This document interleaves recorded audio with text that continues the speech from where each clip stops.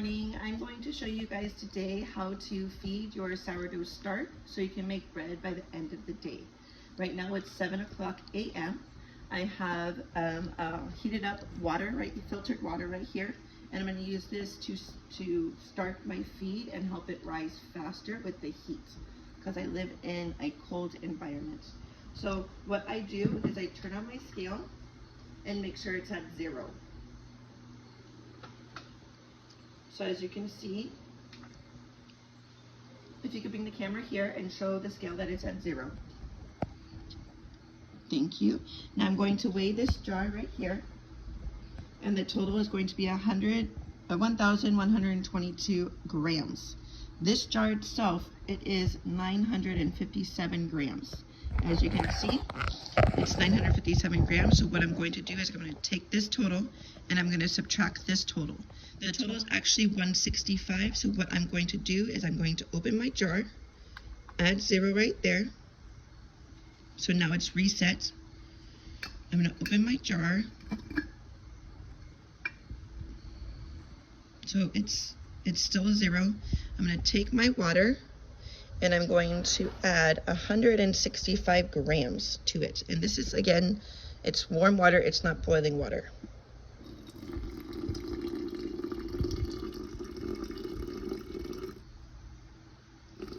$165 is where I'm going to be.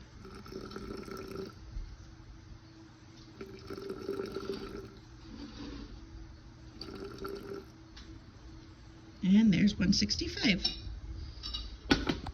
Now what I do is I close this back up and I shake it so I can get all this down into a liquid form. So I'm going to go ahead and pause and come back, and it's going to be shaken. So I just shook it. Now it's like a liquid form. So because I put 165 grams of water inside, I'm now going to put 165 grams of white flour. I stay consistent with the same flour that I feed this. I don't switch flours. If I want to change a flour, what I would do is when I make my dough, that's going to be in future videos, then I add a different flour. But now it's shaken, so now I put it back on the scale, and I make sure that the scale is 0. Okay, and what I do is I add 165 grams of white flour. And I like to use a spoon instead of a measuring cup because it's just cleaner for me.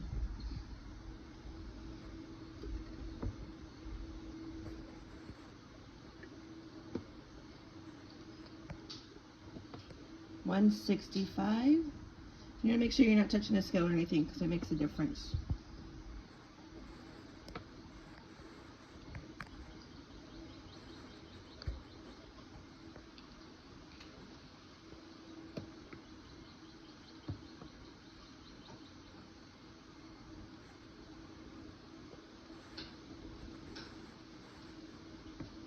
There we go, 165. Okay, now what I do, is I take this, I don't need this scale anymore, so that's turned off. And what I do is I'll start scraping the sides because I want to get all the fermentation from the previous dough, and I start mixing it. You want to make sure it's like a good consistency. It will look a little bit like Play-Doh or oobleck. It's very gooey. You want to make sure it's mixed very well to make sure all the water is mixed and all the fermentation is mixed within the new flour. So if you look in my jar,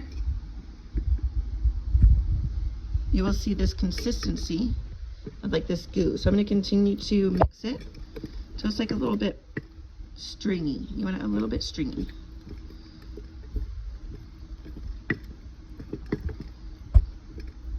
Okay, now what I do is I scrape the sides because I like to see where it rises. So if you see the side of the jar, there's still some flour, so I like to scrape it so I can see where it begins and ends. I'm going to circle so now I can see the flour, and I scrape the spatula to make sure I get everything inside.